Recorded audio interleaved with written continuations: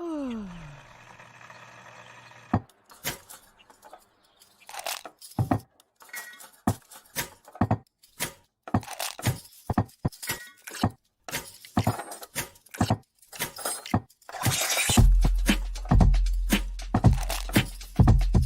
morning. Good morning. Jab of Delight will uplift you. Stay tuned. The show is about to begin.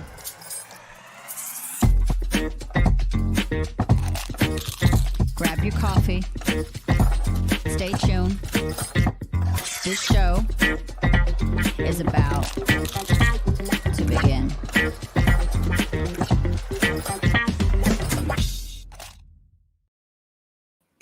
Good morning, ladies and gentlemen. What a fun morning we've had. Oh, that's not the button I want. I want that one. Susan and I are the same size. What a fun morning we've had so far. It's been phone calls and technology hating us, and I had to reset everything. But guess what? It worked out. We're here. I get to be with the one, the only, Suze the Creative. Hi, Suze! I have to remember which way we're going. Yeah, I got it right. And I get to be with the wonderful Brandon, and I've missed you so much. I want to hear all about your trip to Los Angeles, because I never really got to hear much. I don't know what you're allowed to reveal and what you're not allowed to reveal. I actually have pictures today. I just received stuff. I'm allowed to start saying things.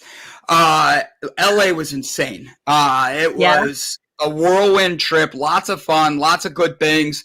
We literally, I don't even know where to describe it. We just I got thrown into I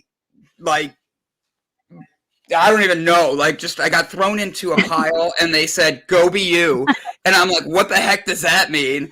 And they're like, trust me, you'll be fine. And I ended up meeting, yesterday I read a whole bunch of people out there that have been in movies and stuff like that. Viola Davis, Adriana Porter, William Fisher, Angela Bassett, Kesha, Magic Johnson, Justin Turner, Eugene Levy, whole bunch of fun names. And all of them were at this event, different days. I have pictures of them holding boxes of Delight. I have a picture of Eugene Levy actually opening a pack of Delight. And I don't know who Eugene Levy is. Who's that? You gotta. Have you ever seen American Pie? Yeah. He's the dad from American Pie. Okay, cool. He's been in a lot. A really naughty bit thought came into my mind how you could advertise your Delight product then, but maybe not. It's a great thing. In all seriousness, though, he's been in a lot of other things. He just did the show with his son, Daniel Levy, called Schitt's Creek. Okay. And he's done a lot of things, but Schitt's Creek ended up being a groundbreaking TV show. They made a lot of differences. They influenced a lot of lives. And the truth be told, Eugene Levy was truly a blessing to meet. What was fun was he actually asked me for a second box of Delight so he could actually give it to his son who did Schitt's Creek with him. And if you haven't seen Schitt's Creek, it is an amazing show. A lot of fun, a lot of good energy, a lot of good things. Suze, you of all people I know would like Schitt's Creek. For real. It's on Netflix. It's a show that starts with a guy who built up a huge company, but then he has one bad financial banker and he loses everything. And the only way they end up at the town they're in is because it's Schitt's Creek. Dad bought it for his son when they were super rich as a joke.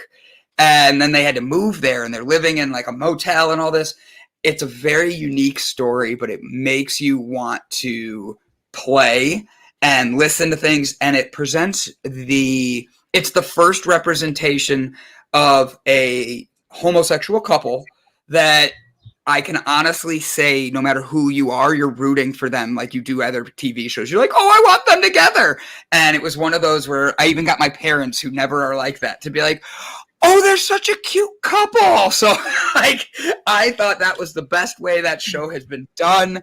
And because Eugene Levy is just like amazing human being, my movie is much more famous than Schitt's Creek. Okay, Squirrel. Oh my God, Squirrel is over here talking crap on everybody. He's like, I got you guys. Well, guess what? Wow, there's some comments. Susan's taller than you. Is this guy? What's going on? If you can fit, all right, you ready? I'm totally Brandon. Will there be a show today? Yes, there is. We had technical difficulties. We're literally only on YouTube today, guys. StreamYard was having issues with Facebook. And so I had to remove everything off of there and all that. And I'm really sorry for the delay. It was kind of frustrating, but guess what? Positive energy came back. Here we go. I'm ready. I had to reset everything. I'm just looking at the YouTube while we're on StreamYard, and StreamYard everything's fine, but on YouTube it looks like I'm like blurry. Is that what you're saying? So you look like a little blurry, and like I'm wondering if yes, that's exactly what I was thinking, and I'm like, how do I tell? On StreamYard it's fine, so I don't know whether this is a StreamYard thing or not. No, you know what? Let's see if it gets better. It might just be an internet thing. StreamYards did have a thing at the beginning saying that they were having problems with Facebook and they're not connecting things. So all of our groups on Facebook that we usually pop up in, they're just not there today. I was trying to reconnect them, but whatever. Life moves on. Let's say hello. Chaos and live theater. This is how it works. This is how it works. We reset, we zen, and we put positive. Positive vibes all the way from Los Angeles and all the way from, where are you now? You're back in Ohio. I'm back in Ohio. I have the NFL draft tomorrow, and that's going to be a lot of fun. I get to meet a whole bunch of people tomorrow. Today I have to drive downtown Cleveland, Ohio, to get ready to set up. But what's interesting is the rain that's coming in. And I have a 25-foot blow-up projector screen that we're going to be broadcasting over everybody. So like a giant drive-in movie theater that's going to be on top of a,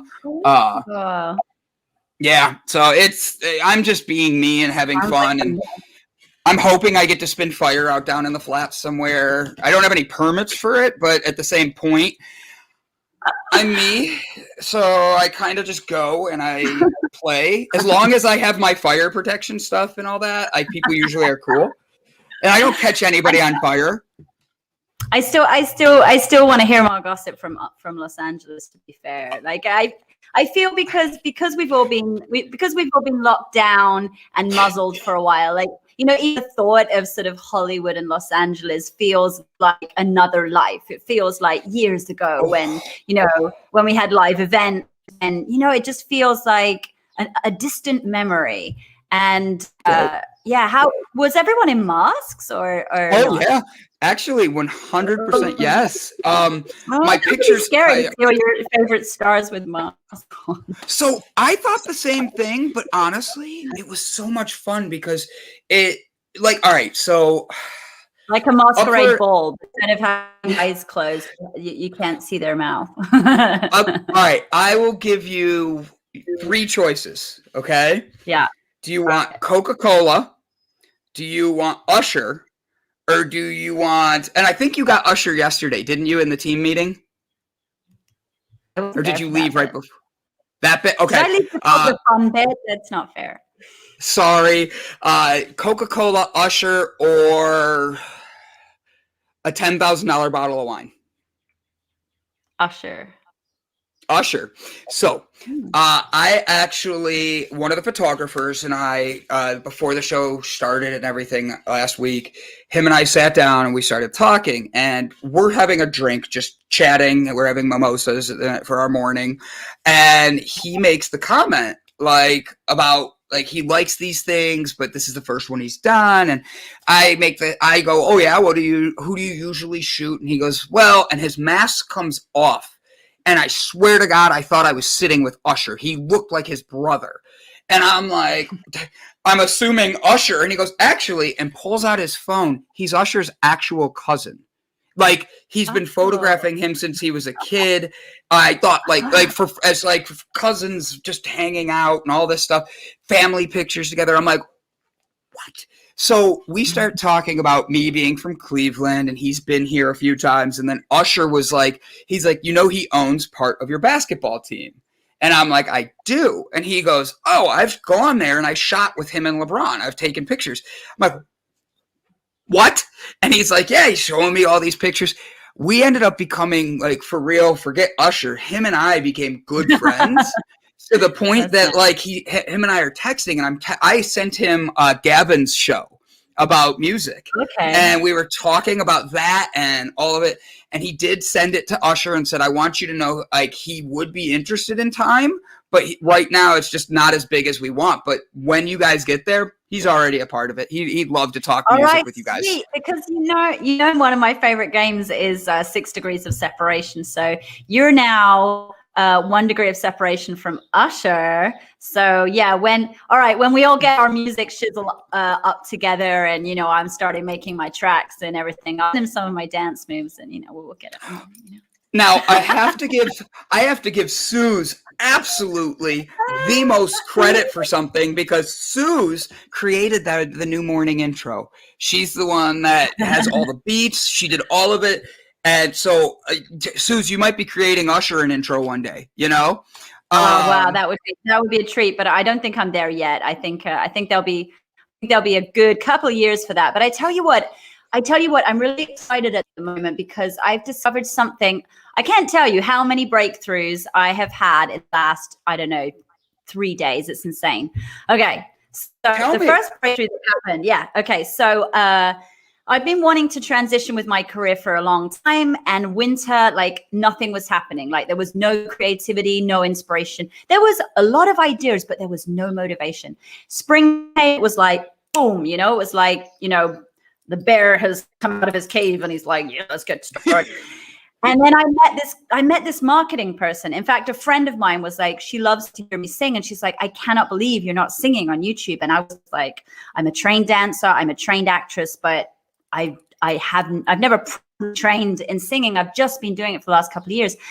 Anyway, so we got talking, and she introduced me to her friend who's in marketing, and, you know, he wanted to help me create some online courses and things like that. And every day he was like, okay, you've got to make a YouTube video every single day. And then suddenly what started happening was, I was like, I'm really sorry I didn't make a YouTube video, but I made another podcast. And for some reason, I keep birthing podcasts like every day. I've given birth to another one. And so he said, you know what, let's just scrap the YouTube video for now, and let's just focus on podcasts, because it's you know, it's kind of like, you know, with creativity, it's like path of the least resistance. You got to flow with what's naturally coming out. And at the moment, I'm doing podcasts.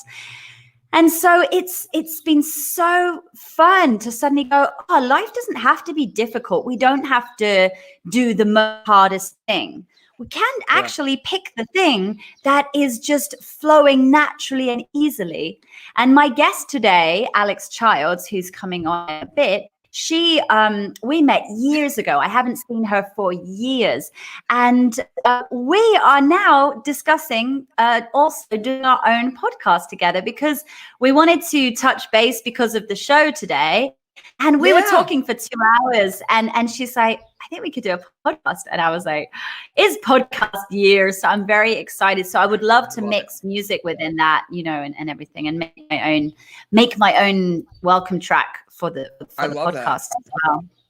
I love that. And you are so talented. You are so talented. Thank Your you, creative mind breaks free. I love it. Do you want to help me say hello to everybody? Yeah, let's do it. I'm just really worried. I look like a hologram today, but you look great. You look great. If anything, I look like a hologram. If anything, maybe close your YouTube, because it could be pulling your internet down, your bandwidth, and that could be why you're streaming, because this is uploading. All right, I'm gonna kill everything that's not necessary. Boom, you're already more clear. Oh, I'm getting clearer and clearer by a minute. Okay, I can see clearly now that you've gone. But I really wanted to see the comments. That's why I had YouTube open, because I can't normally see them. So you're gonna have to bring them up to me. I'm gonna bring them all up then. All right, you ready? Setting up selfie soon. Oh, bless you, Stove Yum Yum. Tell everyone where we are. We got. Oh my God, girl in the house. The tipster. Ready? Good morning, Queen. Ready? Another one coming up. I see they all had fun making jokes about it. Like, I have Java Delight. My delight is real, but I have no Brandon Bear. Is that my Care Bear name now? Like Brandon Bear? Is that what it's going to be? That's really sweet. I like that. Ready? Boom. Jessica Dugas. Jessica with the Breakthrough Show. Good morning. She was very helpful this morning trying to get us all up to date. It's just been a morning and a half. It's been fun. Eugene Levy is life. If you need a swipe graphic with him opening the packet, then pouring the packet over an apple. Oh my gosh, that's genius, Jessica. Genius. I love it. Really, absolutely brilliant. It How really can you not is. be down with that? Right? Somebody wrote a comment that somebody wrote it and it came up on all the networks. I love it. Sherry McQueen is here sending out positive vibes. Oh my God, squirrels are back again. Businesses are people too. Brett Gordon is right here. Ready? All right, Thanks, this one's Brett. going to be you. Morning. You ready? Call this one out, Suze. Give him a big hello. Oh, Tokyo Bento! Oh, I knew you'd like that. What? I missed you. I don't know if you recognize me because I don't have any pink hair now. Right? It just throws everything off. And then Squirrel saying hello to Jackie and everybody like that. Guys, we are so grateful to have you tuning in this morning. If I missed anybody, please know that wasn't on purpose. We are just having a fun morning. Want to make sure we give everybody our best. Things happen and get back on track. And you know what, Suze? I'm gonna. How do you want to introduce your guest today? Because I was the one who was late in all this. How do you want to introduce your guest? Should I just be like, ladies and gentlemen, Alex Child, or do you want to like give her a whole special thing? I'll just have a little intro. I'll just do a little intro of Alex. Alex and I met a few years ago. We'll share the story of how we met because I always think that's kind of funny because they often are completely different perspectives, which I always find amusing. Alex is an actress. She's a mother, and she's also been doing a shamanism course for the last 3 years, which is really, really interesting. And we had so much to talk about yesterday, which was making because she was like, I don't know what we're going to talk about. And then 2 hours later, I said, I think we'll be fine.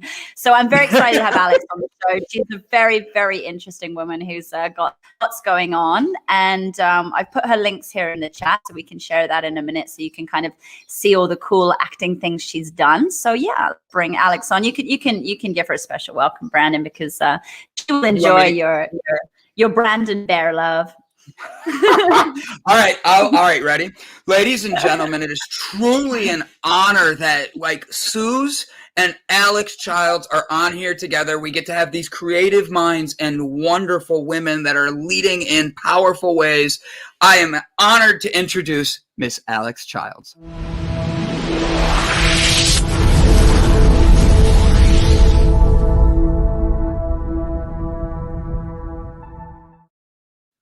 Hello. How are you? Hello.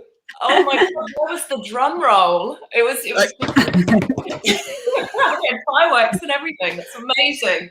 It's raining. Otherwise, I had fireworks for you. I can't do it during the rain. I'm sorry. Next time, I have to have you back for the fireworks. Thank you. I'm very humbled by that incredible intro. That was lovely. Thank you. So you two have known. Hi, Mandy. You two have gotten to know each other. You're looking at doing a podcast together now, and this is all within, like, if I understand correctly, the last 2 hours? Yesterday we spent 2 hours. Yeah, last 24 hours. Yeah, pretty much. We met, it was in 2011.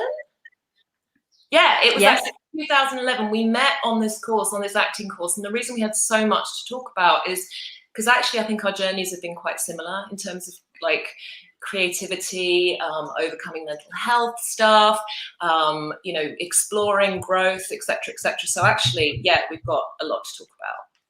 I love it. So tell me about this podcast you're going to do. What's going to happen on this? I'm intrigued because I want to listen already because I love she came in with this smile. She's sitting in the back all like she's watching, she's getting herself in the zone. I'm watching her in the background in the green room. And then she comes on and like a whole light lit up. Like she brought like this better energy than me. And I love that. So So tell me, she hasn't even had your product yet.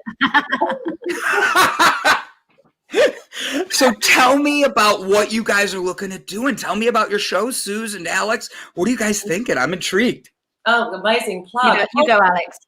Okay, yeah, I mean, literally the idea came to me yesterday, although I have had this idea for a while now about doing a sort of mental health podcast around acting and how actors, because so many people get into the acting industry coming from a place of potentially disadvantage or, wanting to express something in themselves they might not normally be able to do in real life, but there isn't actually much support for those people because the industry is tough. It's really tough. So you might come in with a kind of fragile creative soul. I'm using the word fragile in a positive light. I'm talking about somebody that's vulnerable with everything kind of, I mean, if you want to be a creative person, you need to have access to vulnerability. You need to have access to all of your emotions and feelings, right?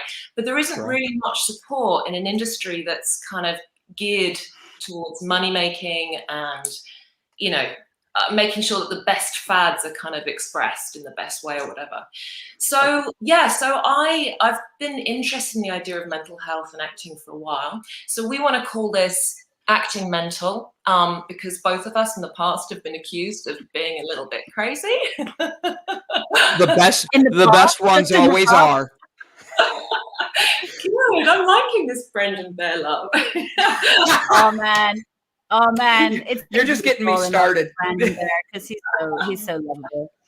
He's so nice to be able to have him here because he's kind of been here, there, and everywhere lately. So we haven't, most of our connections are just in meetings at the moment, not actually us hanging out. And I feel so bad. I had my schedule over the last 2 weeks got completely flipped upside down. And talking about mental health, I honestly, I deal with mental health. If I didn't have meditation and I want to say a proper diet, but I can guarantee I didn't do that last week. But all of the things that go into making sure you keep yourself balanced, when you start getting busier and busier, it's really hard to do. As actresses, how do you keep yourself in that balance? Because you could be shooting at 3 a.m. and then the next day shooting at 8 a.m. How do you keep yourself with all the things you got to keep balanced, keep that going? Do you know, for years I didn't. So for years I had a bad diet, addictions, nicotine, caffeine, whatever it was that, I kind of felt like taking in the while. I was bringing up my child at the same time as trying to be, I remember once I got cast for a job 2 hours before I had my flight was leaving from the airport. And I'm like, in that amount of chaos with a 6-year-old child, it's tough. So it's taken me years. And yeah, like you said, meditation has been a huge journey for me. I actually took myself off to a retreat in Spain called the Mastery of the Self. When was it? In 2015. And I spent 5 months there. I spent 5 months there looking inwards, working out all the shit that excuse my French. You get it. Working out, I couldn't understand. This was the most beautiful retreat in the world. It was stunning. And yet there I was on a silent day with every minute passing by like it was an hour. And I was like, God, when I was 6 years old, I would have been exploring this place. Everything would have been a kind of an opportunity to play or a moment of intrigue for me. And yet how had my life or my experience of life become so stale that I couldn't even enjoy one freaking minute, right? So yeah, I had to spend 5 months kind of going inwards, getting okay with myself again. And that was a really tough experience. But the outcome of that was I became a meditation teacher. I then retrained as a psychotherapist, kind of realized on the path that wasn't really for me. But during that process, obviously, there's lots of therapy because we have to be in therapy in order to become therapists, and group therapy, etc. Through that, I found shamanism also. And now it's a practice of, healthy diet, because my body really suffers if I don't. Good kind of nighttime routines, getting lots of sleep, and just chilling the frick out. Letting go of stuff. It's just stuff isn't as important as it used to be. But what I mean by that is that I'm allowed to have passion now for the things that really are important. Do you know what I mean? And I do. the rest. So yeah, Kundalini Yoga as well has been a lifesaver for me. But yeah. I love that. I actually, so for Mother's Day, I just partnered with a digital retreat. And what you can do is same thing as you're talking about. They're going to have meditation. They're going to have yoga, and they have a drinking time and all that. Like, so everybody can be at home and have a drink. But that way, everybody who's ever wanted to go on a retreat, it's going to be digitally.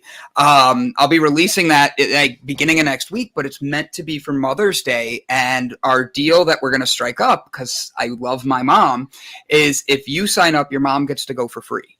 So we're really trying to get something special going. So people who have never meditated before, people who have never done yoga, it's not like you're going to be on camera like this. You don't have to wear a onesie like I like to wear. You can literally turn around. She didn't even crack a smile on that, Suze. I thought the onesie line was going to get her to smile. She hasn't seen you in your onesies, so she probably doesn't have an idea of how much she would be smiling if she had. I mean, the unicorn onesie's hanging up in the back closet back here. So, but in all seriousness, that's what everybody keeps picking for me to wear. They're like, you need to wear the Ninja Turtle one. Okay. But my mom is someone who's never done yoga, never done meditation. And I really wanted to introduce her to this. So when I was in LA, I ended up meeting a digital retreat, and they offered like us to do a thing together, and we were talking about Mother's Day. So I say that to say, I think it's funny how you turn around and you're like, I had a 6-year-old kid. I'm running around and I can't find a minute for myself to be joyful. And you had to figure that out, and you found these different things. And what was the name of the yoga you said you did? I didn't catch it, and I want to make sure I say it right.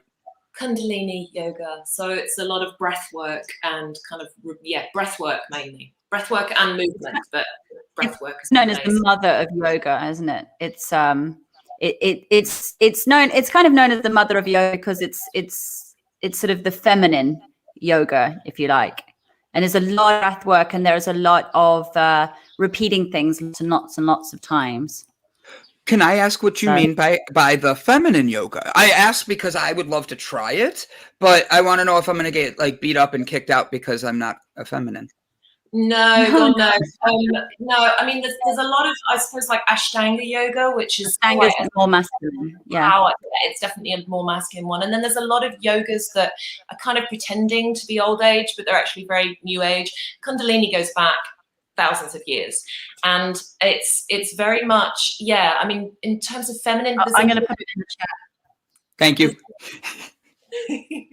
I'm getting asked how to spell it, and I have no idea, so I put it on the screen. I'm like, Suze, help. I didn't hear what you said, Suze. I thought you were going to do a demo then. That would have been cool. No, I mean, it requires, it's meditative. The practice is meditative, but that doesn't mean it's not hard. So, you might be doing, 50 sit-ups, but breathing through it.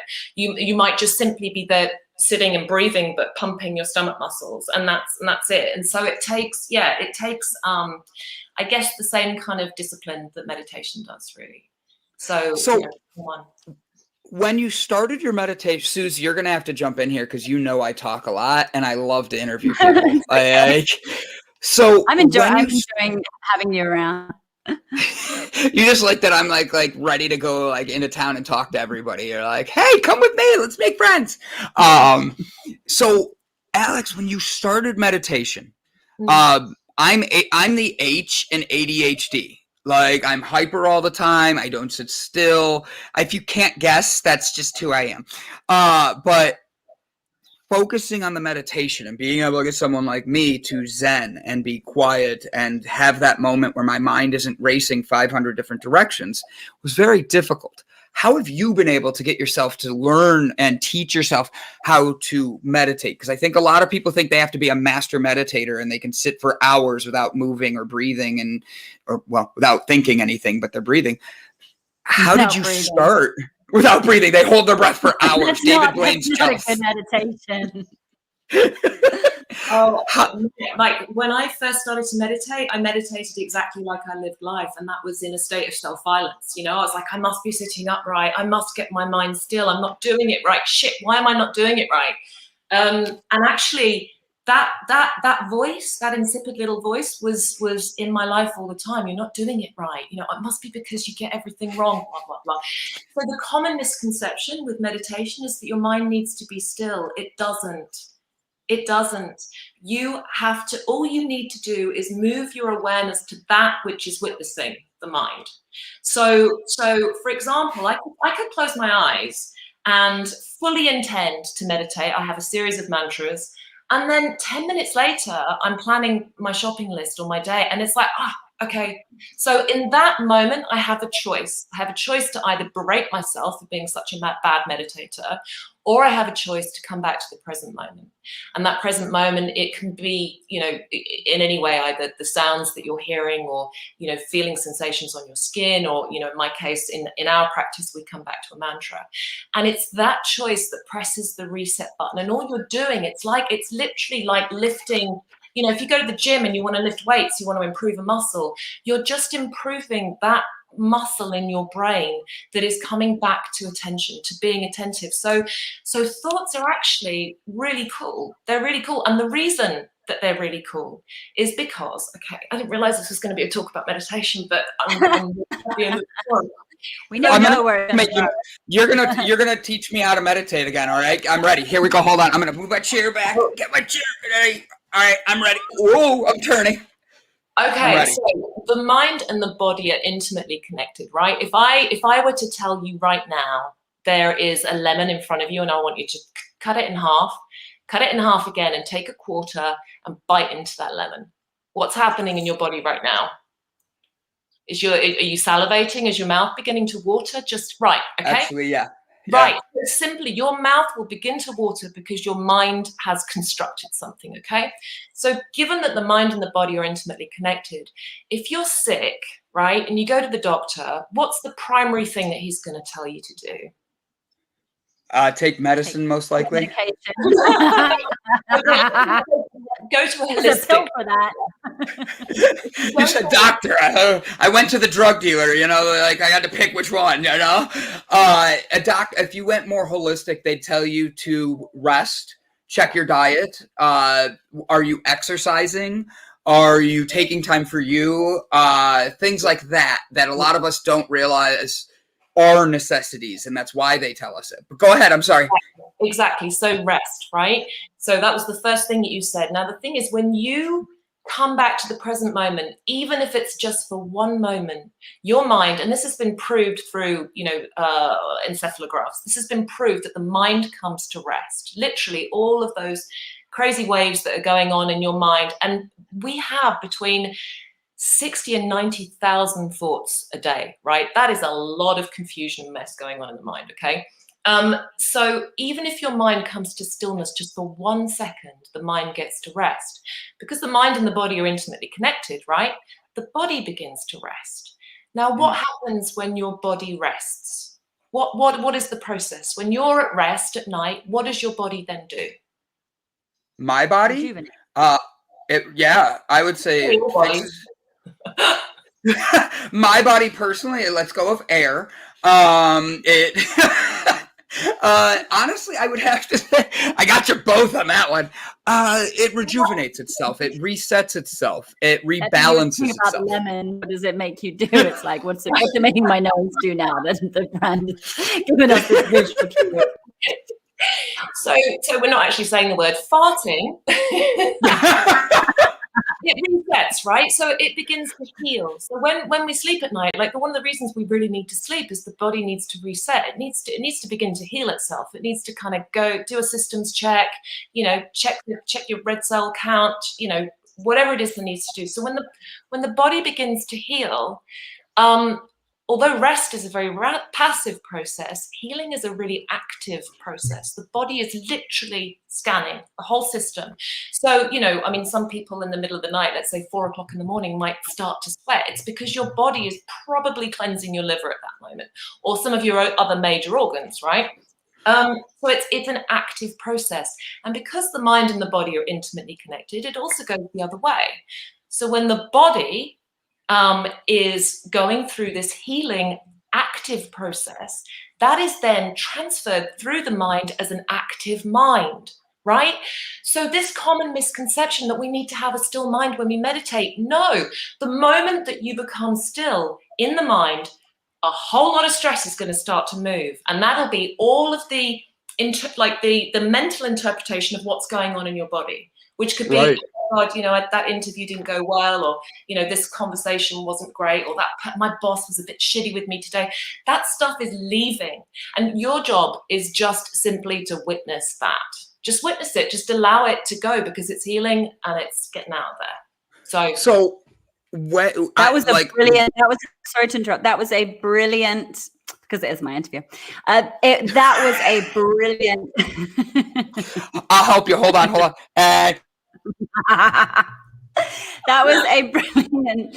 That was a brilliant. No, honestly, that was a brilliant introduction and explanation of meditation. I really think you did that really succinctly. So for people who, I think the thing that puts people off meditation is the idea that their mind's got to be still. It's and also I think in life we're always celebrated for doing things. You know, Yeah. Oh, what have you been up to? What have you been doing? You know, busy is even a question. Busy? Oh, yeah, busy. You know, it's like we're celebrated for the more we do. So the idea of just sitting still is a bit like, I don't know, I don't really have time for that. You know, I'm too busy. But actually, you are doing something very profound. Yeah.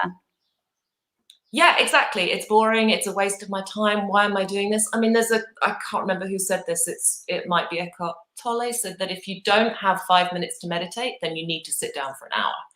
You know, you need to. And actually, yeah, I mean, I'm so glad that I'm speaking to other meditators here, because it transformed my life. It transformed not just the way I do things, but my outward experience of life. Like, you know, if I could be walking down the street, right? In fact, okay, I had a bit of an epiphany when I was on the retreat, right?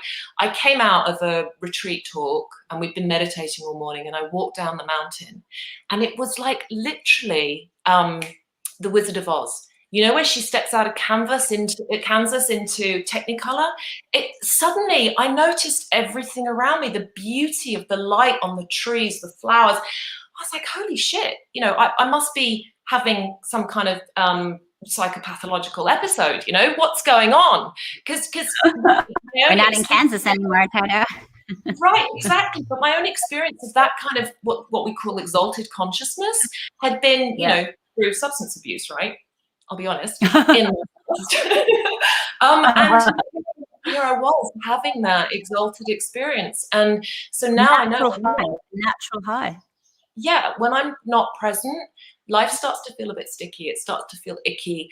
You know, the self-violent or self-sabotaging voice comes in, and yeah, it's not comfortable. You know, even something as simple as doing an interview like this would have had me spinning out for an entire week. You know, I would have had irritable bowel. I would have felt really incredibly nervous. And today it was just like, yeah, I don't know what we're going to talk about. And actually, we've ended up talking about something I'm really passionate about. So, yeah. Cool. And I ended up being late. No, it's my turn. My turn. I'm muted.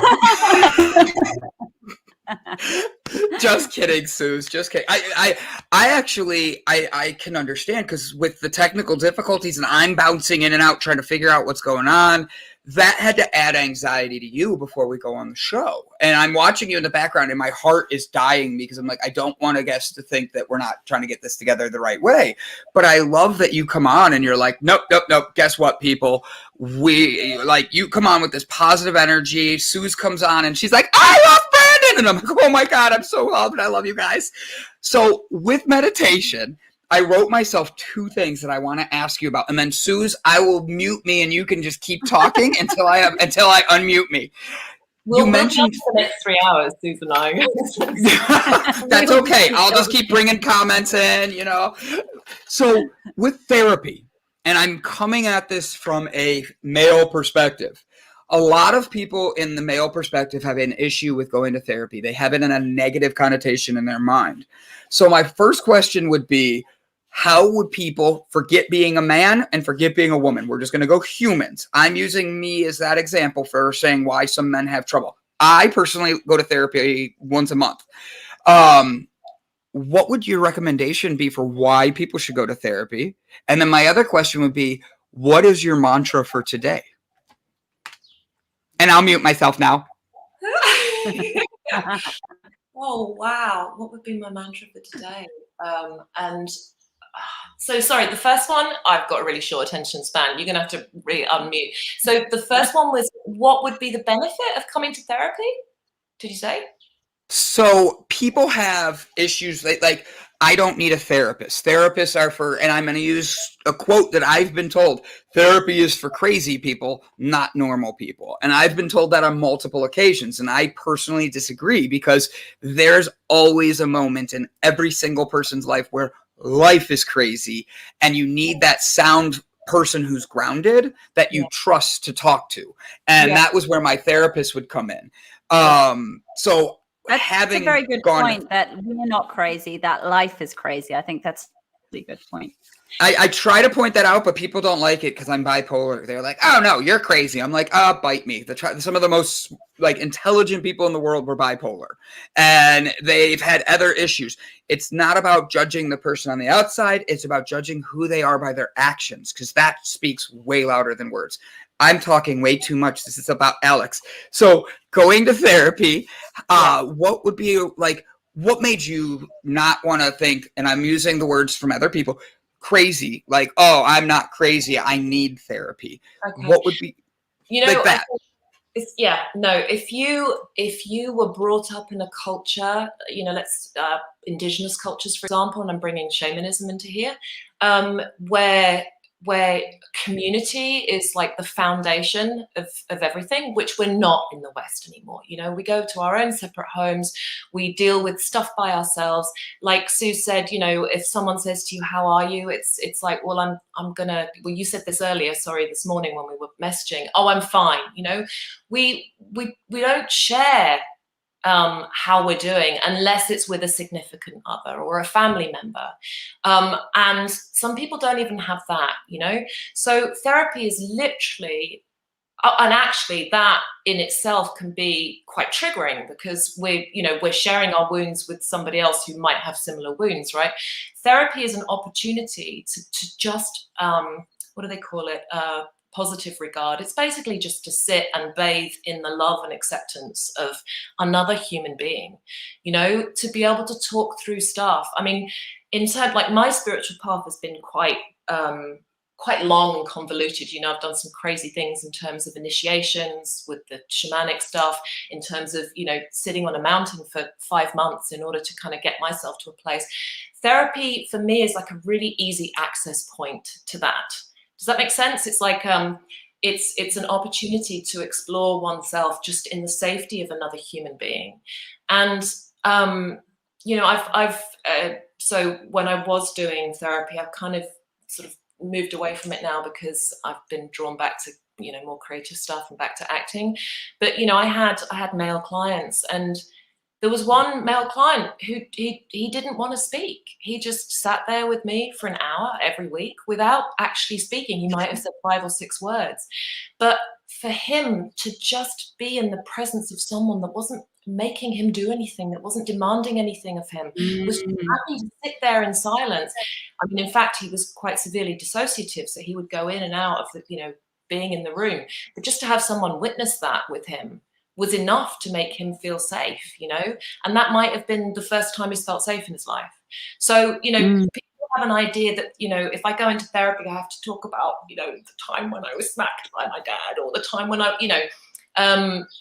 all the other, the time when I was bullied. You don't actually. Some of my biggest breakthroughs have been about talking about my positive life experiences with a therapist, to get this incredible balance. Hopefully that answered your question. What is your mantra for the day? And then I did come up with another question you're going to laugh at while you think of your mantra. Okay, you ready? Where was your 6-year-old while you were up on top of that mountain for 5 months? Oh, God. Okay, so mantras, honestly, I could have so many. Like, when you said about setting up the meditation retreat and people inviting their mothers for free, like that level of compassion, I guess it would be It would be compassion, or it would be gratitude. It would be love. I mean, those are kind of the things that they're all upward spiraling emotions. Praise, for example. So yeah, any one of those, take your pick. I would need a mantra like that if I took my mom on a meditation retreat. I would need a retreat. I would need a retreat to cover from the retreat. I took my mum to a meditation course, and I was driving her over there. She's so fearful, my mum. She's so nervous of everything, and she was gripping the door handles as I was driving. Every single junction there was which kind of makes you jump. By the end of it, she was so chilled. She was looking out the window and was like, So very cool. That's something we were talking about yesterday was, that you actually struggled with the acting because you had this state of anxiety that would sometimes make you so nervous. And you said even socially that could have issues. And it was surprising the way that you ended up in acting. You didn't have those kind of meditation practices when you were acting, or did you? Or did this come much later? No, it came much later. So I learned to meditate in 2011, and I took myself off to the retreat in 2015. And by the way, my 6-year-old self was acting out like hell at first, and was really struggling and was trying to stop the pain that I was experiencing. But by the end of it, my 6-year-old self was just watching ants like it was a soap opera. I mean, it took, but I found her again. Basically. She was just a little bit lost to me. For your 6-year-old son. I thought he said, where was your 6-year-old son? I'm confused. You say my son or myself? He said, where was your son while you were on a mountain? Oh, my She's talking about her inner child. This is really funny. Someone's lost. It's either your son or inner child, but someone's lost while you're on a mountain for 5 months. So we got to find them. So we got to work out where they are. All about you. That's basically an actor's mantra, which is me, me, me. I apologize for that mistake. No, this is, we're here to meet you and hear all about you. So this is you getting to be on the therapist's couch and bask in the limelight, basically. Thank you. But you don't think that I'm a neglectful parent and that I left my child by himself. My son is going to be 26 this year. So he'd left me and gone to university. So I was like, I think actually that was what really kind of spurred me on to just, have a midlife crisis. I changed everything. I agree. And honestly, I think that, so I'm going to read the bio for who our next guests are today. And I have a feeling you two are going to want to have some fun with this one.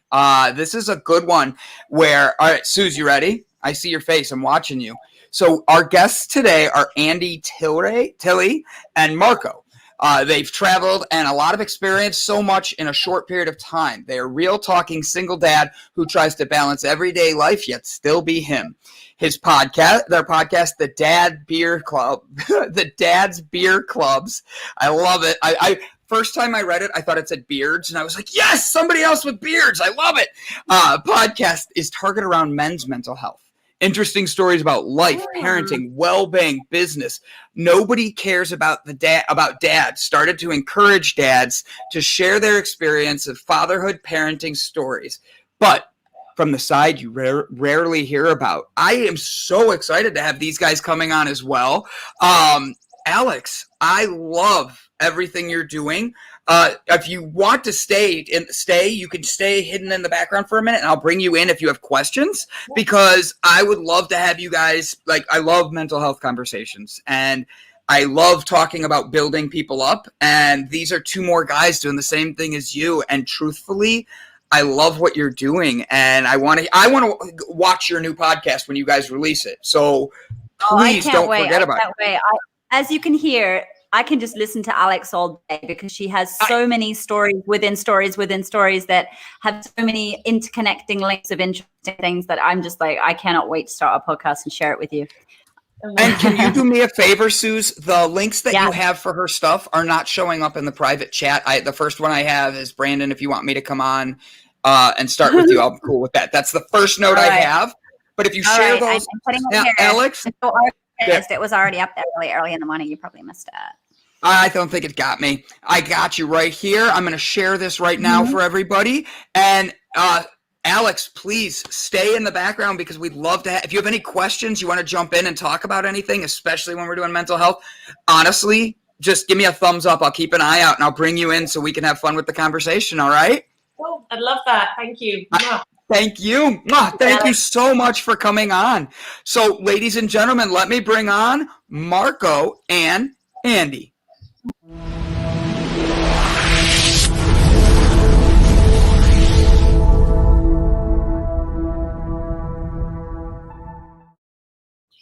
Hello, I lost Suze. Hello, guys. How are you? Hey, how are you doing? Good morning. Hi, everybody. You guys are all right. So the say the name so I don't mess it up because I called it the Dad Beard Club, and it is not that. It is the Dad Beers Clubs. So tell me about this, guys. Nobody cares about Dad. I love that. It's true, though. It's true. It's a great name. And that's the thing. That's why we went ahead with it, is because, like you were saying before, it's very rare you hear the dad side or how the dad's feeling, and what the dad's going through. So we thought, it would be a great idea. Marco was the one who came up with this beautiful idea, pushed it out there, and it's we've had so much good reception off the back of it. It's been amazing. It's funny, the coincidence, because the other day I was watching a YouTube video. It came up in my feed, but it was called "How to Dad," and I think it was because it was how to teach kids to sing, And I work with kids once a week, and they're little, and I just wanted some tips. And it was how to dad, and he was teaching this toddler to make different voices, and it was just so sweet. And he's made this whole YouTube channel on how to dad. So it's, and I did think about that actually. The focus is not so much on the dads. So tell me more. That's exactly my first question. So Andy said, is Andy or ADT? AD. Just AD. 80. Perfect. I'm sorry. I want to make sure I say it right. I'm sorry. So you guys created this to give a different perception. And I think this is a great thing to be bringing in, because we were talking about how men's mental health is usually put to the side a little bit. It's men don't want to go to therapy. Just a little bit. Just a little. But it's put to the side. It's meant to be where other men, we almost insult each other, it seems like, for going to therapy. And I think that having other men out there that want to bring that attention is great. Marco says, see, now I'm going to call you Andy again. I'm just sorry about that. But you mentioned been called much worse. It's fine. It's called much worse. All right, so it's fine. I can go way off track then with you guys. I love it. But Marco, what made you feel that fire inside you to bring that passion out and really start talking about that heavy topic like this? Yeah, it's a good question, actually. So I never grew up with a dad. So it was just my mum and my brothers and sisters. My dad was wherever he is and was. So I grew up with a mum, but it wasn't until and I think growing up as a young man, you're sort of oblivious to, a dad and not having a dad because you've never had one. And then it was Christmas 19, and I was watching my father-in-law open his presents, and it was a packet of socks and a packet of licorice, right? Standard dad present. Right? Yeah. And then he was obviously super happy to receive these two presents. But then I look across and watch my mother-in-law open these. There's a mound of presents. They'd gone to town. It was insane. And I was looking at that thinking, and it was the first time I sort of looked at that dynamic, and I was like, do you know what? See, nobody really cares about dad. And that's sort of where it was born. The idea about nobody cares about dad. So I originally started a blog. So that was what I started. Nobody cares about dad blog, where I just sort of. I was just about to say, give me the blog's name so I can share it. And then you're like, nobody cares about that blog. No, nobody cares about dad. That's the blog. That's the name of the blog. Nobody cares about dad. Really? That's okay. I love it. You just said it so smoothly too.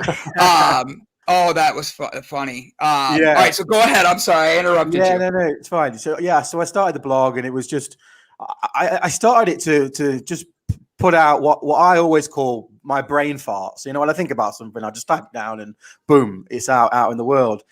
But then I suppose that started in January this year. Whilst we are in the UK in the midst of lockdowns and not being able to see people and friends, and for the last 10 months, social interaction had just disappeared. So then somebody said to me, well, why don't you start a podcast? And I was like, well, do you know what? Why don't we take the conversations that we had in the pub and have them online? So that's where we came with Dad's Beer Club podcast. I love it. And actually, what it was originally was just one-on-one interviews with dads. And like you said it in the intro, it was to sort of tell the parental journey, but from the side that you rarely hear, and it's the dad side. And this wasn't to denigrate the role of mothers, far from it, but just to say that dads are just as involved with the process as mums, but not only as involved physically, but mentally, they are just as involved with the process. And actually, so we talk about this quite a lot, but there's the stat that everybody knows about mental health in the UK, and I've been doing some research in the US as well, is that in the UK it's 145 people a week kill themselves via suicide. In the US it's 946 kill themselves. One stat that is always left out of that is that 33% of people that kill themselves are new dads. So 33% of those people are brand new dads. And I didn't know that. So and you start thinking about it, and you start thinking, well, are dads feeling a pressure that because they can't talk about it, you can't talk about as a man, as a bloke, you can't talk about your feelings. It's a taboo. And if you open up and talk about it to your friends, you're laughed at, and told to man up and all that sort of stuff. Right. So do you think it's the financial pressure? Is it the financial pressure? I've got all these responsibilities now. I'm the breadwinner, because in history that's sort of been the way, and maybe conditioning makes us think that that's got to bring home the bacon. Is it financial, or is it just not having a life of your own anymore, or is it having everything? Everything. It's everything. 100%. Yeah. If you listen to some of the dads that we speak to, some will say, they really struggle to connect with their child when it was first born, because they see it as a burden. They see it as them taken away from their life and their fun, and they're having to spend their money on the child. And they've now lost the breast too. Say that again, sorry. They've lost the breast too, because the breast is now for babies. So they've also lost the breast. But so there's that loss of life, and financial is a big one, because having kids isn't cheap. It's not. Look, you can do it on a budget. You can do it on a budget. You can. But if my perception on having a child is, I want to give my child the life I didn't have. To do that, I need money, right? Don't you think that in itself is a pressure that dads are putting on themselves? I hear that phrase a lot, where they say, I want to give my kids what I didn't have. It's almost like a self-imposed pressure. Maybe that's actually where the pressure is coming from, which is then puts pressure on the too, Yeah, we're good at that. As let's say this, as a collective, as men, we are good on the fact that we can find anything to add pressure to ourselves, because we go, yeah, it's fine. We know we need to do this, or we need to do this. So we'll take that on. It's another burden. So it comes down to, it's the financial stuff. It's the social stuff. It's, you feel like when somebody asks you, are you okay? We speak about this a lot on our podcasts. When somebody says to you, are you okay? And your natural response is, yeah, I'm good. I'm okay. But actually, behind the eyes, if people took, let's say, 30 seconds, a bit more detail to attention, and looked at that person, can they see if they are okay or not? And what you tend to find is guys are, we like to puff our chest out and go, yeah, we've got this, no problem. As soon as that door's closed or we're on our own, I've been in that position, you break down. You start just the emotion from everything, the stress of life, it just gets to you. But it's where you find that outlet. And therapy, I was catching the end of your show that, you know, for a guy to say, if I was to go to football on Saturday with the lads and say, I can't play next week. Soccer, sorry. Football. That's really funny because we literally have the NFL draft coming. So like with you saying that, I would have been like, yeah, football. I got you. I'm with you. I knew what you meant though. So yes. But no, if we were to do that, if I was to go on Saturday and say to the guys, I can't play next week because I'm going to therapy, it would be very much a case of you're laughed out, you know. Awkward silence. Yeah, people won't know what to say to you. So then the next thing you do when you don't know what to say is you mask it with comedy. You start trying to make a joke about it. And as that person on the receiving end, you know, unless you've, for a better word, got a set about you, you will just take it. You'll just listen and go, yeah, no problem. Yeah, good joke. Yeah. Whatever. But inside it's burning. And you only get to that point. You can take so much. What is your advice for men when they're in that situation? And instead of, because like, I'll be honest with you guys, I agree with you 1.5%. I rely on my comedy when I am uncomfortable and when I don't feel my best me. And I'm a funny ass dude, I'm told. But at the end of the day, that's a cover up sometimes because I don't want people to see my pain. How do you connect with men like that to be able to help them break through those barriers to know it is okay to have those feelings? You just have to, I love it. He's right there. He smiled like he's like, I got this. It's so simple. It's a case of you are not the only person going through that. You're not the only guy feeling that way. So when like me and Marco, we speak a lot, and you know we're finding even now we come across times where I'll be feeling something. I'll speak to Marco. He's like, yeah, I've been there, and then he'll relay it back to me, and it's like, yeah, I've been through that. So it's about just realizing that as unique as we like to think we are, we really are not. In terms of when we're feeling these pressures, we're feeling this, this mental health build up. It's only you that can make that step. It's only you that can go, right, okay, I need to talk. I need to talk. Yeah. It's only on you. Go ahead, Marco.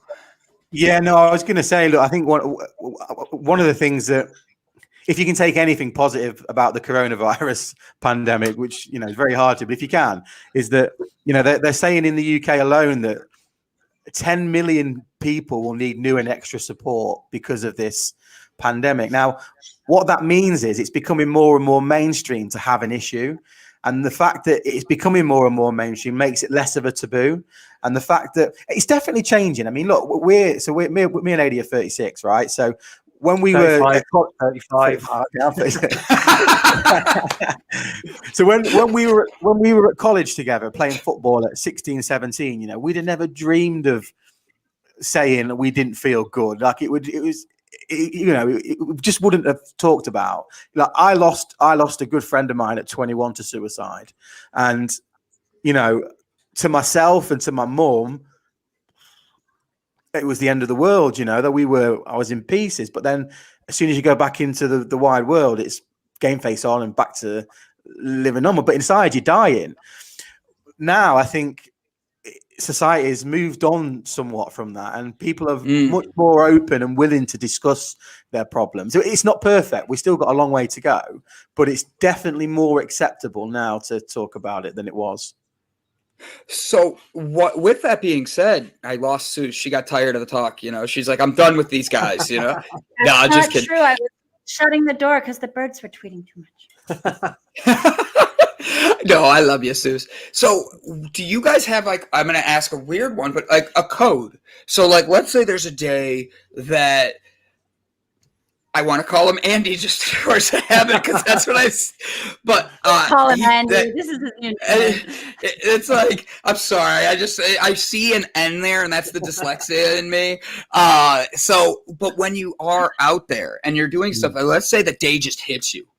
Do you guys have like a thing, like you said, like a black heart, or you send a like, yo, need to talk type of thing? How do you connect to really know that's essential? I need you at this moment. Do you know, it's funny actually you say that, because I very recently I now do have this, because so I was always one of these people that said mental health wasn't real. Like, people that had mental health problems were just miserable and they needed to just cheer up. That was how I used to look at the world. And do you know what? There's a lot of people like that. That's not uncommon. I know, because I had depression, and my parents would say, "Just cheer up," and I was like, yeah. Funny enough, I did think of that. I tried that, but funnily enough, it not top of your list. Otherwise, I'm not dumb, Yeah, no. So that was me. So I was the very stereotypical guy that was just like, yeah, these people are not upset. They just need to cheer up. But then. Karma strikes, because then I start to have some problems, I'm like, oh Jesus, maybe this is real. These mental health problems. Yeah. So I started to go, oh, actually, now I started to understand, these problems. And then what started to happen is I would have, you wake up in the morning and you have real bad days where, I have nothing to be miserable about. Absolutely nothing. My life is brilliant. I've got a great family. Work is brilliant. There's nothing. There's, apart from my football team performing terribly, there's nothing in my life to be upset about. Some days, soccer team. I knew what you meant. No, actually, my football team is Dallas, and they're terrible as well. So I'll bring you to the dark side. Come be a Browns fan with me. We have everybody associates us as the worst team. We're always the laughing stock. Be a Browns fan, I promise. The more you see us, the more you'll love the history. Just kidding. Go on, Marco.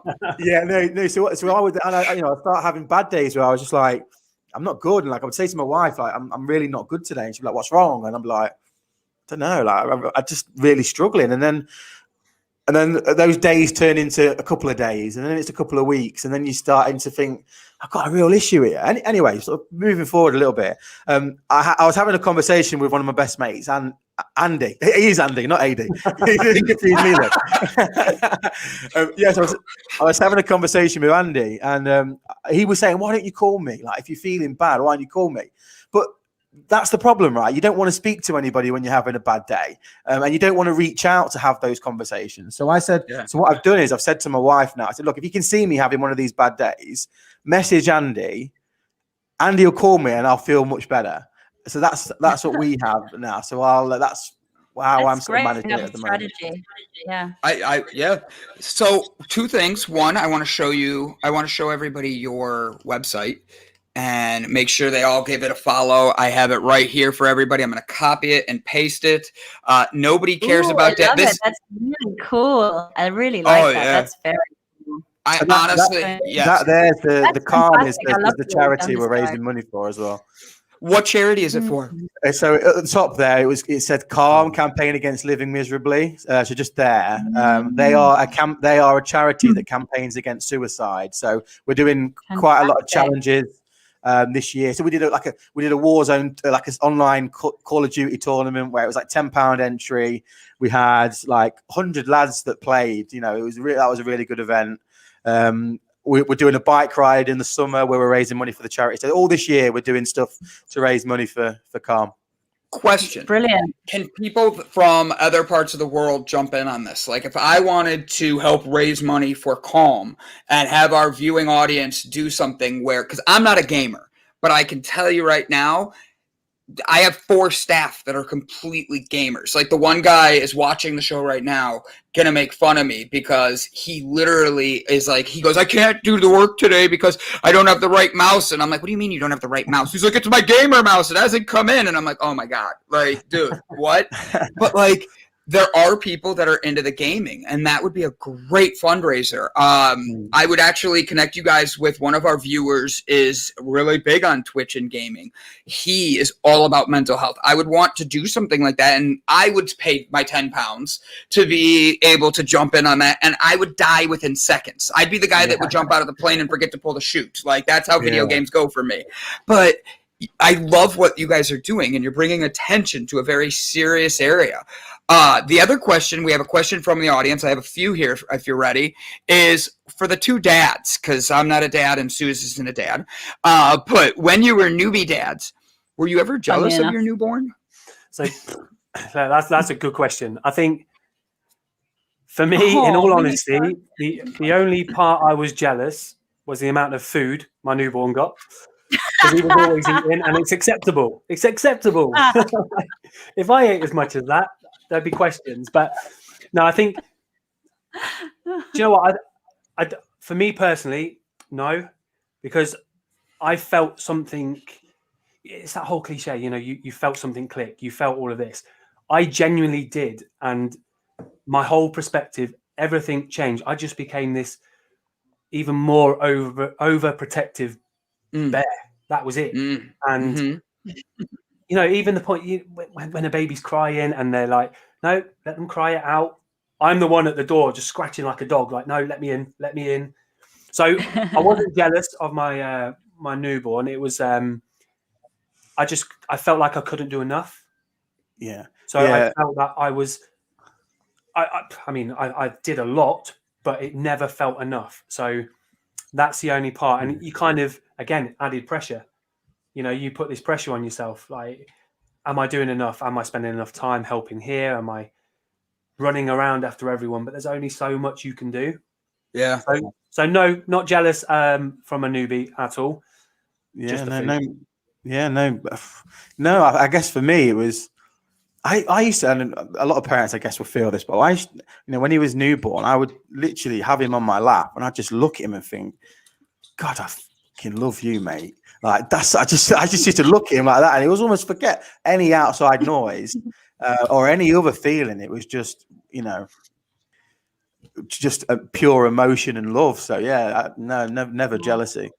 I love that I'm feeling jealous of you guys because I haven't had that experience. So, and I know they say that there is an unconditional love that you get experience when you have a child that they say that you can't quite experience any other way. So it is definitely that. I mean, we're probably both more than happy to send our kids over. You can. I love kids. I'm like Mary Poppins. You can send them over here. I've got a funny story on that actually about the unconditional love. I've got a friend of mine, good friend, who just doesn't he doesn't understand marriage. He doesn't understand kids. He doesn't. And like when so my little boy's called Leonardo. So when he was like 2, we went out to. I'm a big kid. Sorry, you said Leonardo, the Ninja Turtles went in my head, and I had to ask if that was why. Like, I'm sorry, that was the first thing that went through my head. No, it wasn't actually. No. Darn. We went out for some food, just me, my boy, and my friend, and he was just looking at me, going, "Do you love him?" And I was like, "Yeah," and he was like, "But why? Like, what has he done? Like." How he couldn't grasp this unconditional instant love. He just couldn't understand it. It was just hilarious to listen to. Maybe he had a very traumatized childhood. Oh yeah. And all right, you ready? This is a tough one for you guys. I hope you're ready. All right. Are you guys stressing about the Super League? No. We've just done like a 50-minute video. We just did a bit like. That was the topic of one of our last podcast, actually, the European Super League.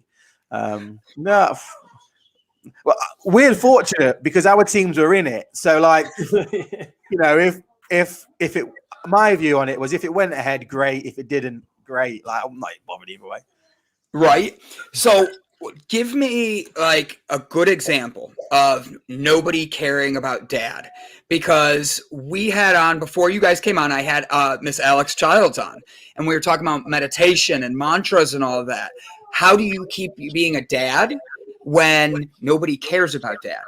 And then I'm going to bring Alex in after you answer this, because she's sitting in the back ready to have some fun with you guys and talk more and ask some questions too. As long as everybody's cool with it, I got a thumbs up from her already. If you guys are cool with it, I'd love to keep the mental health conversation going. Yeah. That's So fine. I think. Go ahead. So for me, how do I keep going? It's simple. I look at my son, and that's it. That's enough. So when you're feeling the stresses of work and the pressure of life, just everything, I only have to stare at my boy and think, he doesn't understand. So if I'm sat here, if I'm being reserved and closed off from my little boy, what's he thinking? What's processing in his mind? And let's face it, this year, he's 4 years old. He's already had a lot to deal with this year, from not being able to go to parties anymore, outdoor fun, nothing. So my days where I've had a tough day, it stops. As soon as my boy gets in, it stops, because he doesn't need that. He needs me. He needs the fun dad. When he goes to bed, that's when I process. So when he goes to bed, I will sit down.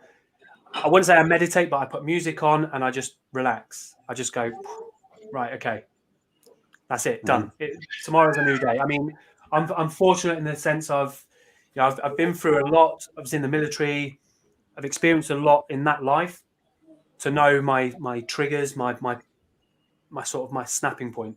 So when I'm getting up here, the best analogy I ever heard, and I don't know if anyone else has, you are like a can of Coca-Cola, and you're being shook. What happens when you shake that and you pull that ring top off? It's everywhere. So definitely as a guy, when you're every day you're being shook, that's how it feels sometimes, every day. So before you get to that point where you put little holes in there, so it slowly comes out. So if you do one thing in the day where you switch off for 5 minutes, step away from everything and just breathe, just relax. That way you're not getting to that stage. That works for me. It works. I've been out 4.5 years now out of the military, and that works. So that's the path I'm continuing on. That's how I will deal with things and how I cope. And now you only have the one son, correct? I have a little boy, Dexter. Oh, I love the name. Love the name. Love I always Dexter. love names, Leonardo and Dexter. I love it. Right? Like, I'm like, these names are like unbelievably awesome. The Leonardo one, right away, people. I'm a big Ninja Turtle fan. I have a full sleeve Ninja Turtle tattoo. And people like so the minute you said Leonardo, like people were writing turtles and stuff. I was like, oh crap! I could just see my wife's over there like rolling her eyes because because she hates the name Leonardo, right? So she can hear. It's my favorite name ever. Tell her it's the best name ever. so we had to have a compromise. So my surname's Carlucci. So we have an Italian heritage, our Italian name. For me, it had to be an Italian first name to match with the surname. Like it doesn't go like otherwise.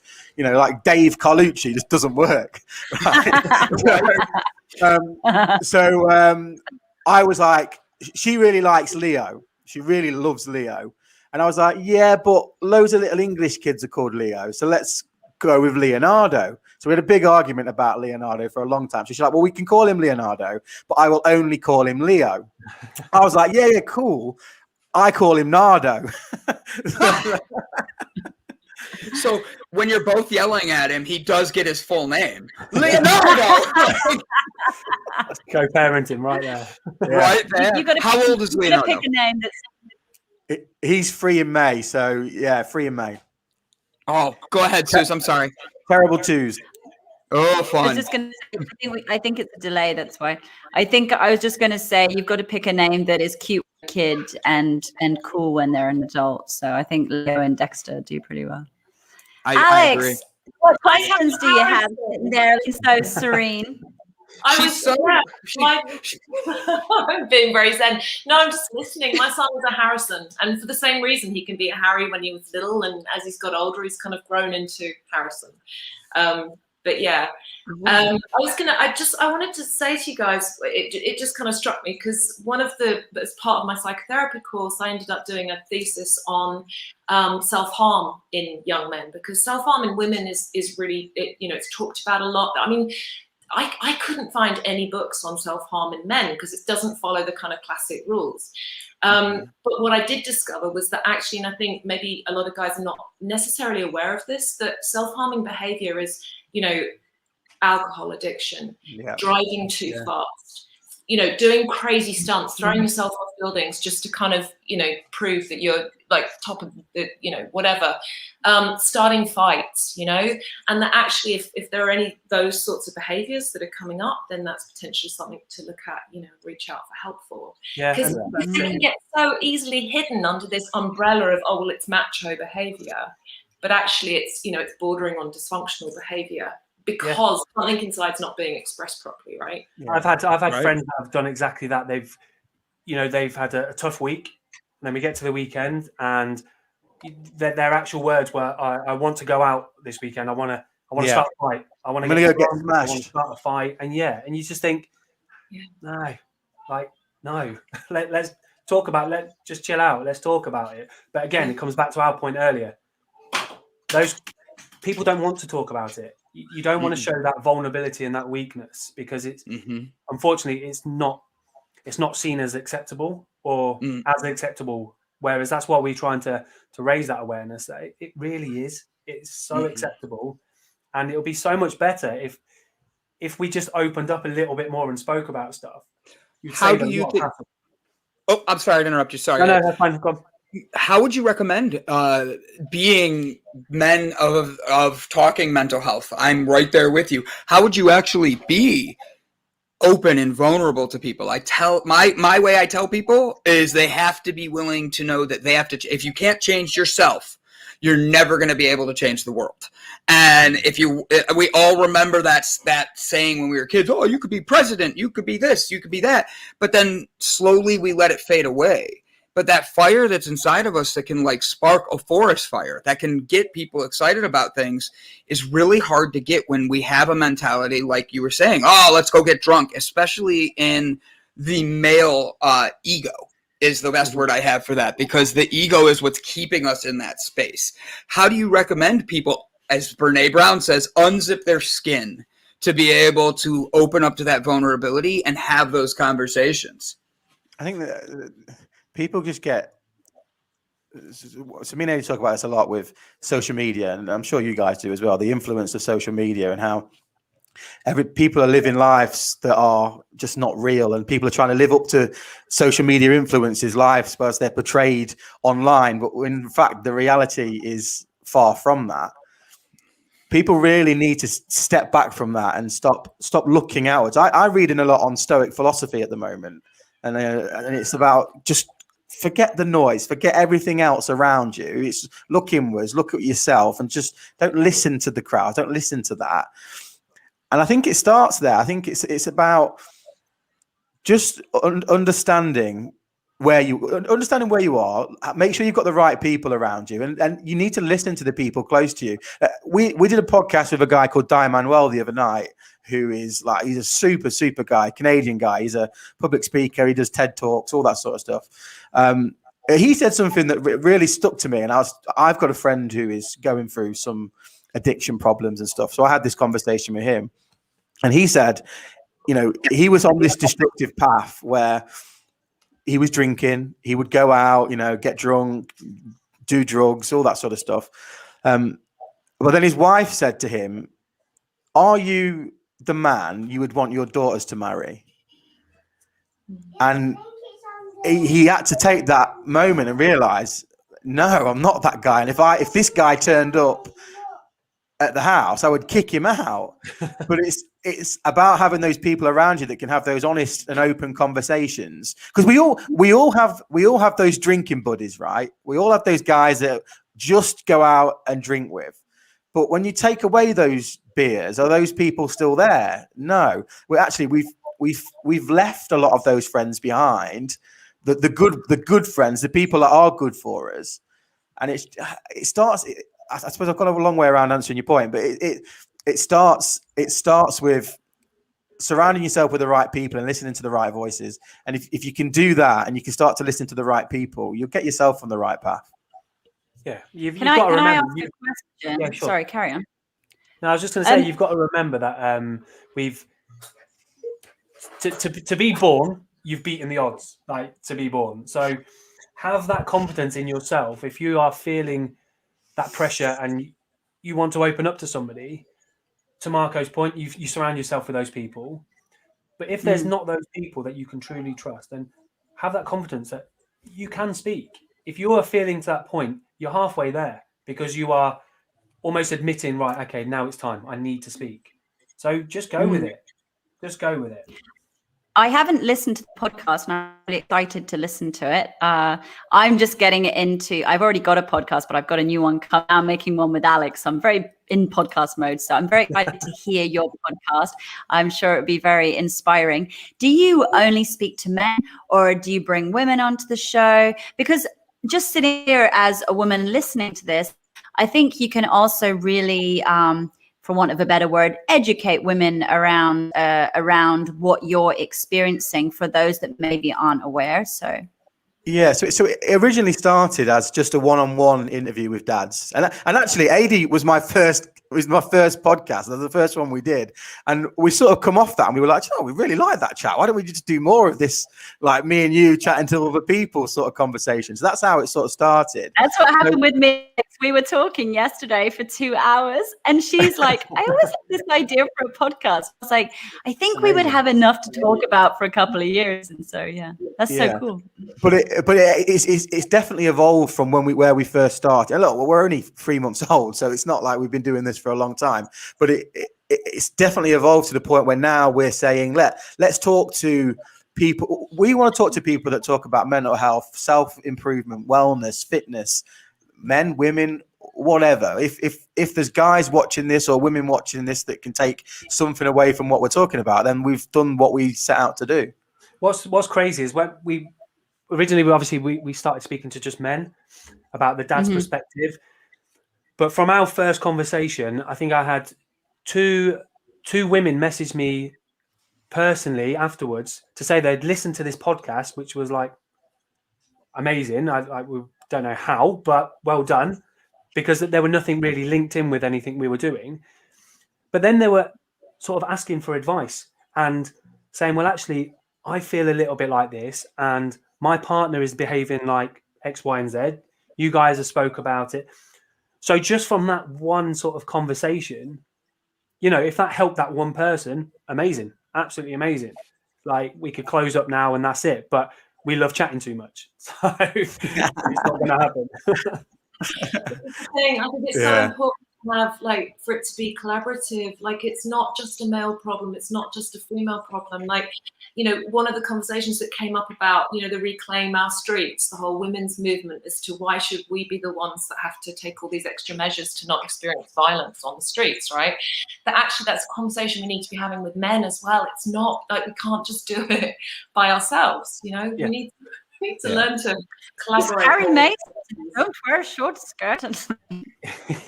Yeah, but I didn't want to take it off the importance. No, but that's true though. That's where the vulnerability question comes in again. You've got to open up. So for men, we have to speak to our counterparts. We have to speak to women. We have to go, look, we're not feeling great because of this, and this. And that way, hopefully women will then understand, actually, he's not all bravado. He's not all, just puff his chest out. Yeah, he's good with that. Or we've had this, let's say, argument. It's normally a one-way conversation. We've had this. How are you feeling after that? And a lot of the time, as guys, we just go, yeah, cool. Like, that's it. Move on. Yeah. But actually, and Brené Brown talks about this a lot. Brené Brown said that when she was researching on vulnerability and shame, she had a man come up to her and said, well, why don't you include men? He was like, and she realized that she hadn't included men at all in her research. And his reply was, well, that's convenient. So then she started a whole new research on the difference between the vulnerabilities that men have and the vulnerabilities that women have. And for men, what she was discovering is that the men that she interviewed felt that to come off their white horse, where they're supposed to be, this knights in shining armor, to come off the white horse, they felt like they would rather die than show that to their wives, because I would imagine they would fear that they would lose their respect. Yeah. It's tough. True. It's tough. It comes down to having that open and honest relationship, doesn't it? Because without that, let's say I hadn't had the conversation with my wife about our code word, and she speaks to my friend. These bad weeks that I was having could then just spiral out of control, and then we have the point where me and her are then at loggerheads. So, but because we've had the conversation about what's going on and how I'm feeling and how she can help me when I'm like that, yeah, then hopefully we don't get to that point. Yeah. Go ahead, Brandon. No, go ahead, Suze. I'm going to get to the questions in the audience after that. That way, Okay, I was just gonna ask if both of you men had heard of transparent communication. No. So, I was at a retreat a few years ago, and I was introduced to this form of communication, which essentially is conflict resolution strategy, but a sort of a milder term is transparent sharing. It can be even called sharing circles. And I've actually ended up teaching it all around the world. And what I discovered is that complete strangers can end up sitting together and just speaking, eyes closed or eyes shut, for a few minutes each. And the connection that you get is unbelievable. And so I know couples that every Monday they have their check-in, and they just sit together, where you have a timer. Someone talks for 3 minutes, the other talks for 3 minutes. Maybe you increase it to 4 minutes, then 4 minutes. It doesn't have to be because there's any particular conflict to resolve, but by doing it every week, it means that things don't have an opportunity to build up. So it's similar to what Marco was saying about having the code word. But I was just wondering, if dads actually had this technique, whether it would really help their marriages also, because I imagine the intensity of parenting can create problems between partners, and that adds another layer of stress.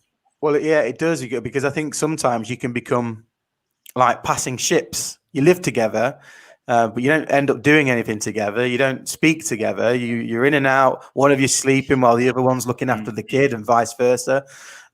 We had it, like about a year or so ago. Like we were at a point where I was working away quite a lot, and when I was home, I'd be tired. I didn't really want to do anything, and then we'd sit down and have a conversation, and we'd be like, Jesus, we haven't done this in ages. Like we should talk more. We have a kid together. What's their name? Yeah, but that's what it gets like. It does. I love it. So the audience actually asked, do you guys actually talk with pre-dads, like help them get ready for these things, help people? And pre-dads is just because of the name of your show. I mean, do you talk to parents before they have these kids and are able to talk about these situations and all that? Yeah, the biggest thing we pick up on is that there's no right or wrong answer for being a parent. You can read 1,000 books.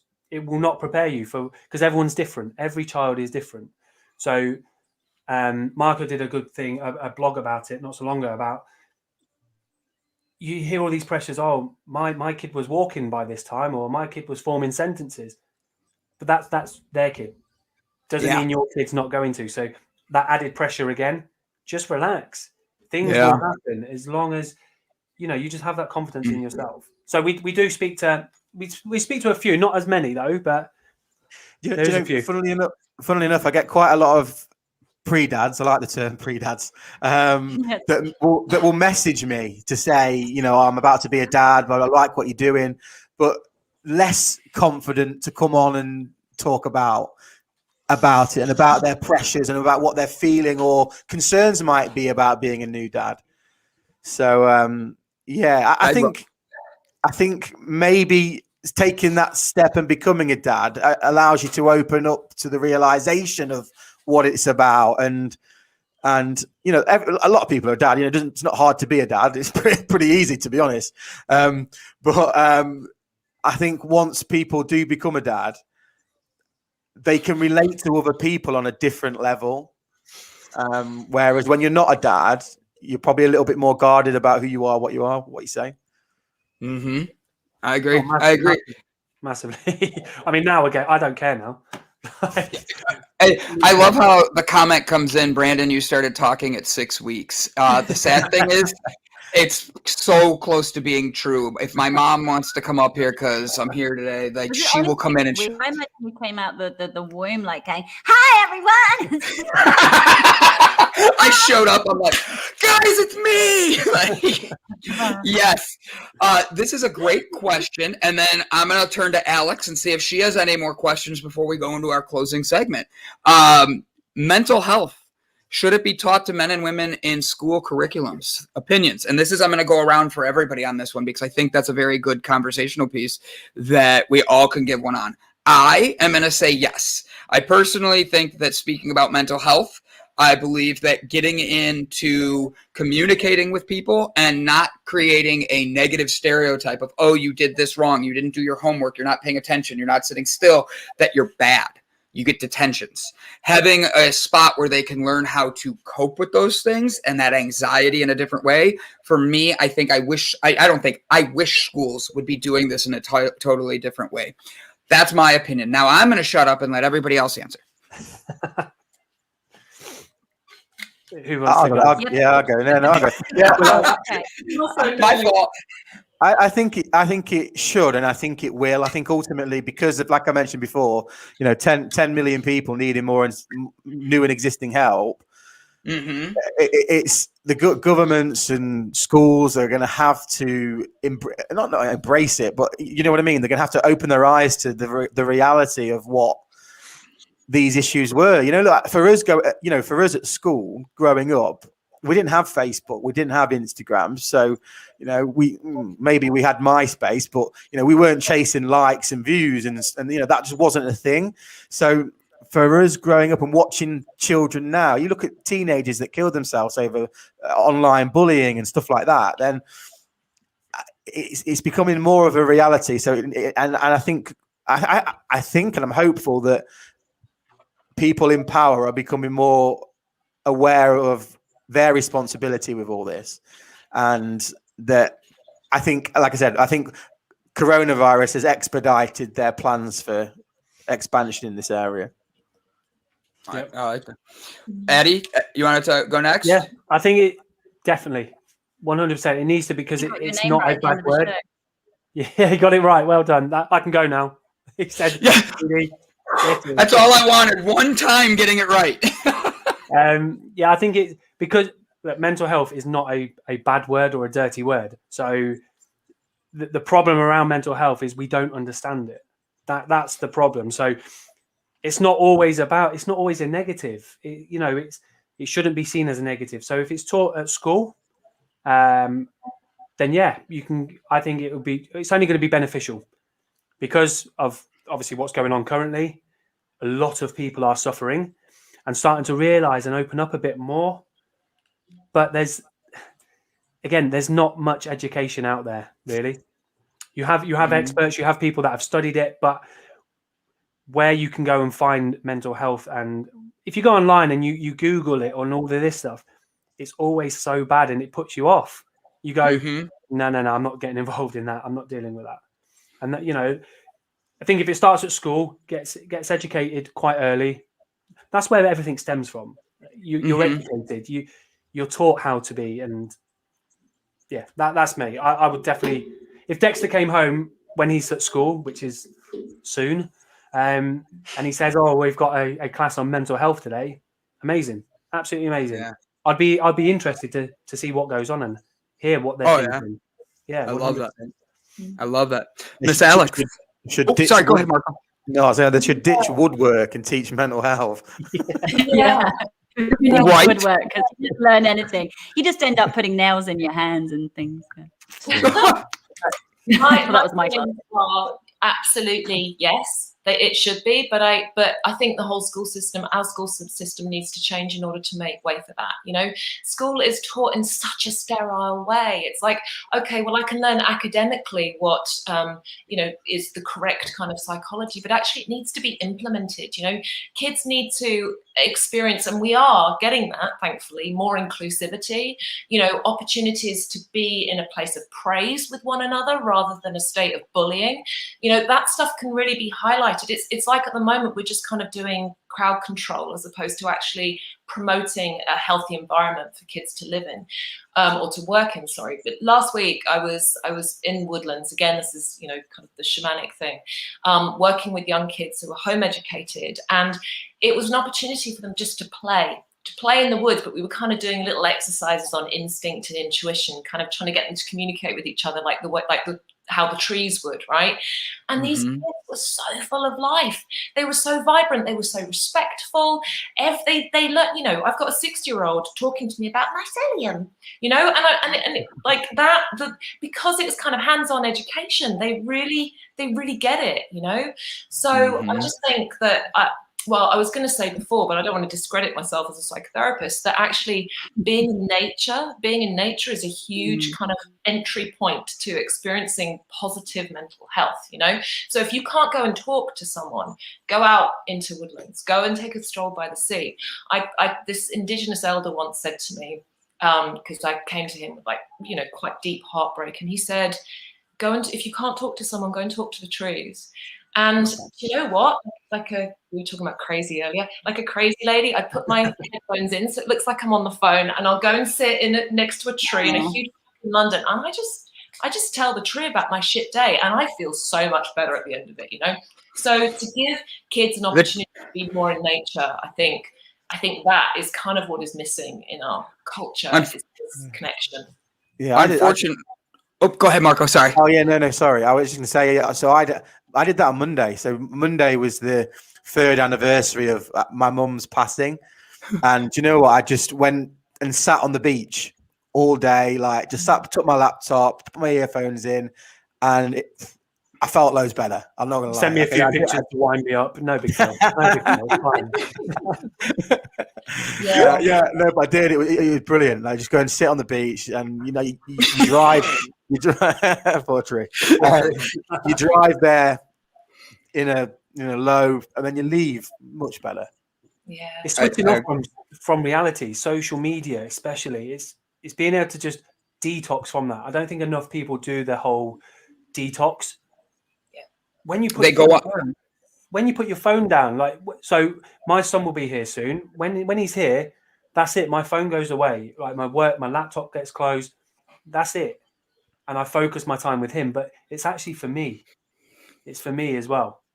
So I get to, you know, be an idiot for like 3 or 4 hours. I get to run around and play Nerf Wars and all sorts with him. So it's that, you're right. You know, if you can go out, if you can take yourself out and just relax, just talk, or go and find a tree, talk to a tree, go to the ocean.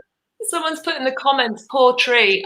Just to reiterate, like the Indigenous elder, what he said was everything that we exhale, the tree inhales. So actually, me talking to the tree, breathing my carbon dioxide all over it, is quite life-giving. So, you know, they don't mind. It's when the tree responds, "Leave me alone." Dad jokes. So we are coming up on the final part of the show, and this is one of my favorite parts of the show. We actually do a inspirational message, and everybody gives a goodbye, but it's something to give the audience a way of feeling inspired to get through their day. Suze, I'm going to have you go first because you're my guest host today, and you did absolutely amazing. I loved having you with me as my guest host. Alex, you were amazing. You two are going to have an incredible podcast together. Marco and Addie, I really loved our conversation today. Guys, do not stop what you're doing. You are doing amazing things. So I wanted to get that out first. We'll go Suze, Alex, Addie, Marco, and then I'll close us out. Sound good, guys? Sounds good. Awesome. All right, Suze, give us inspiration. Okay.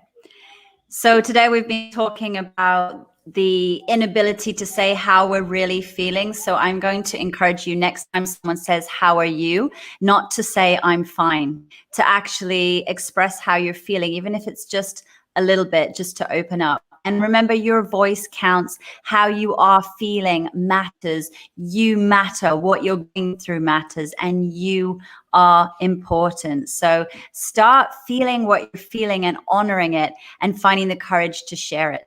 That would be my message for today. I love it. Alex. Oh my gosh, how can I follow that? Yeah, I second all of what Sue's just said. And one thing that was so incredibly helpful for me is to just go out and praise someone. Just say something good or kind to someone, because it could literally save their life. And it feels good. It feels good to make others good. So yeah, thank you for watching. Thank you. I loved it. You brought such a good energy. Thank you, Alex. Addie. So for 3 me, times. Yeah, that's it. That's all I need. No, for me, it's definitely you are not alone. You're not the only person feeling the way you do, or having the thoughts you do. Reach out, speak to somebody, and just remember, today doesn't have to be your last. That's where I'd leave it. I love it. I love it. Marco. Yeah, I would just say that, we're in an unprecedented time in our lives. And if we're going to sort of rebuild and reconnect with everybody, then the sort of message of charity starts at home needs to end. And, don't pull up the drawbridge, lower it, and don't switch off your phone, answer it. Just be connected to the world and just be a compassionate person. I love it. I love it. Last but not least, I will take us out, guys. There's a couple good questions I want to quickly throw in here. One of them is, do you guys prefer your beer hot or cold, warm or cold? And then the other one was, the real F word is fine, is the real F-bomb. I want to leave the show today with bringing everybody to the same point that we're at right now. This energy that we all have that is brought by not just being open, raw, and vulnerable through these conversations, but being willing to hear others' perceptions, being willing to go and click on the buttons that are not usually there because you want to get better. The first step to getting to your best you comes with you stepping out. Comes with you taking that step for yourself and knowing you are going to go make a difference. I just shared one more time on the audience, everybody, so you can go out there. Please go give Nobody Cares About Dad a follow, a like, a share. I've already shared it on my personal Facebook. There's more. If we bring attention to this, everybody, we're going to be able to make greater strides. We're going to be able to break down barriers. And I don't care if you're a man. I don't care if you're a woman. And I think everybody here will agree with me when I say we need to break those barriers down to really change this world and love one another better. So, guys, do yourself a favor today. Share this podcast. Share this adventure we're on, because someone needs to hear it. I say all that to say, nobody cares about Dad. And I loved this podcast. Tokyo Bento, I see your message. I will go check it right away. Susan, Alex, once again, thank you. I look forward to what you guys are going to bring. I've already subscribed to Andy and Marco. I hope you all do the same. Said it again. Almost made it to the end, Brandon. Dang it. I was so close. So close. Literally so close. Brandon. I'm sorry. And then Sue sent me one more thing to share with everybody. Ready, set, go. Podcast right there. Take this link, share it to your friends, share it to your family. Tell them this is a love slap and you want them to love themselves. So, guys, once again, this is Java Delight. We are here to give you a shot of Java throughout your day and help you end your days with a delight. Thank you for joining us. It truly has been a great episode. Thank you, guys. Thank you very much. Thank you. Have a good one. Cheers. Thank you.